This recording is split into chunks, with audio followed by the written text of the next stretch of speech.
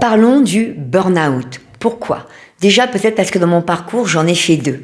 Mais parce que dans mes accompagnements, beaucoup de personnes sont dans des situations où dans leur travail, cela est complexe.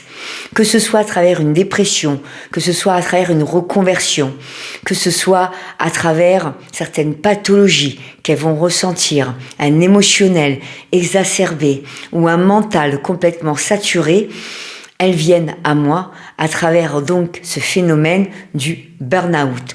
Mais qu'est-ce que le burn-out? Nous allons l'aborder sous un angle, c'est-à-dire le langage du corps. Je suis Sonia, coach expert, thérapeute et formatrice certifiée. Et nous allons donc parler du burn-out, c'est-à-dire quand le corps prend la parole. La phrase est « Et si ton corps avait parlé bien avant que tu t'effondres, mais que personne ne l'avait écouté ?» Personne, évidemment, c'est nous, lorsque nous n'écoutons pas notre corps. Car avant le burn-out, faut-il quand même le préciser, il y a toujours des signes. Des signaux discrets au départ, puis qui se font de plus en plus forts. Fatigue inexpliquée, tension, troubles du sommeil, douleur, brouillard mental, le corps ne trahit jamais. Le corps, il communique. Et le burn-out est souvent le moment où il n'a pas d'autre choix que de crier. Quels sont les symptômes du burn-out? Quand le corps tire la sonnette d'alarme, très souvent les personnes me disent, à juste titre, je savais que ça n'allait pas, ou je sais que ça ne va pas, je ne suis pas à ma place, mais j'ai continué ou je continue. Donc le corps va commencer par murmurer. Des fatigues persistantes, malgré le repos que l'on peut s'accorder, des tensions dans la nuque, dans le dos, dans la mâchoire. Vous savez, lorsque l'on serre la mâchoire dans la nuit, ça c'est très symbolique du burn-out. Difficulté à respirer, troubles digestifs, sommeil non réparateur, ça ce sont les premiers signes. Ensuite, il va insister. Hypersensibilité, perte de mémoire, sensation d'oppression, douleur diffuse. Ces symptômes ne sont pas dans notre tête. Ils sont le langage du corps face à une surcharge, mais pas qu'une surcharge physique. Ça, c'est très important de le préciser. On a une surcharge mentale, une surcharge émotionnelle et une surcharge professionnelle. Donc, le burn-out n'est pas seulement physique. Il est le résultat d'une accumulation.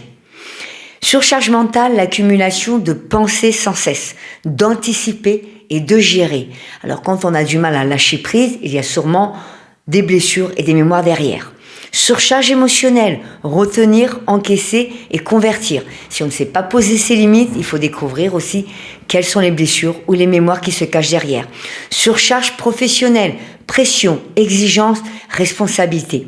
Donc le corps encaisse ce que l'esprit refuse de regarder. Il porte ce qui n'a pas été exprimé et à force, il sature. Pourquoi il sature? Parce que nous continuons à agir de la même manière dans notre milieu professionnel sans écouter les signaux qu'il nous envoie. Alors ces signaux, c'est une symbolique, la symbolique du corps, et elle est très spécifique dans le burn-out. Donc nous allons voir quelles sont ces symboliques, car le corps parle toujours avec sens. Les épaules, c'est la charge émotionnelle, je porte trop de responsabilités. Le dos, qui plie sous le poids des obligations, donc on n'arrive pas à dire non, on ne sait pas poser nos limites. La poitrine qui se serre, c'est quand on n'a plus d'espace. Donc là, on est totalement envahi. Le souffle qui se coupe, c'est quand on n'a plus de liberté. Donc on est tellement envahi de charges qu'on se sent étouffé. Le burn-out, donc, ce n'est pas un dysfonctionnement.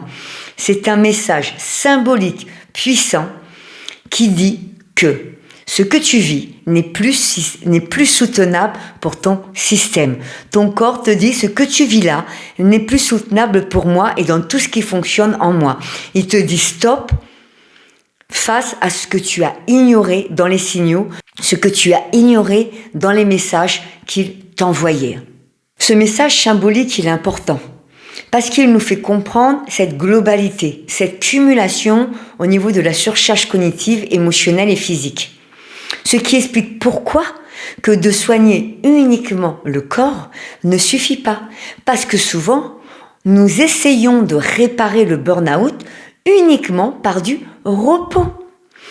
Des vacances, ça peut être des solutions physiques, un arrêt maladie, mais si nous ne faisons pas le lien avec nos pensées, donc nos biais cognitifs, notre cognitif, notre psychologique, nos émotions, le sens des choses que nous vivons, le corps va replonger.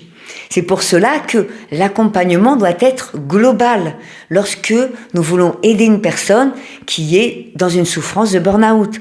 On ne soigne pas un burn-out sans relier le corps, les émotions et le cognitif. C'est essentiel. Et ça fait partie d'ailleurs de mes 3 premiers piliers, on va dire les 2 premiers, puisqu'on relie le corps et l'émotionnel, dans l'accompagnement Catalyse.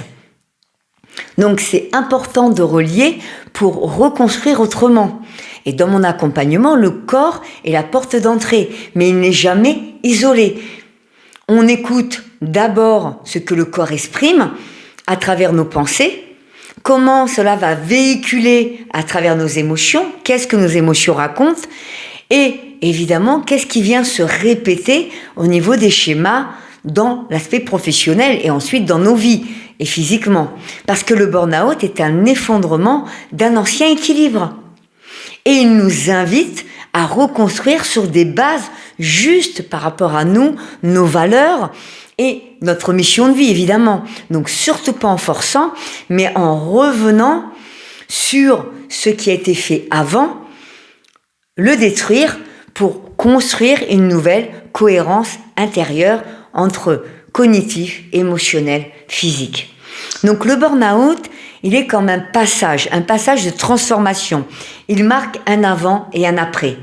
Il nous oblige à ralentir, à ressentir et à comprendre qu'on n'est pas à notre place et que peut-être on doit trouver notre véritable mission de vie, déjà. Et qu'il n'est pas là pour être dépassé. On ne doit pas aller au-delà du burn-out, mais il doit être intégré. Et quand on écoute le corps, on va commencer à se respecter.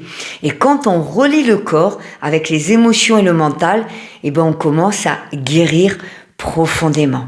Pour conclure, le burn-out, c'est revenir à soi autrement. Si notre corps nous arrêtait, c'est que nous devons comprendre ce message.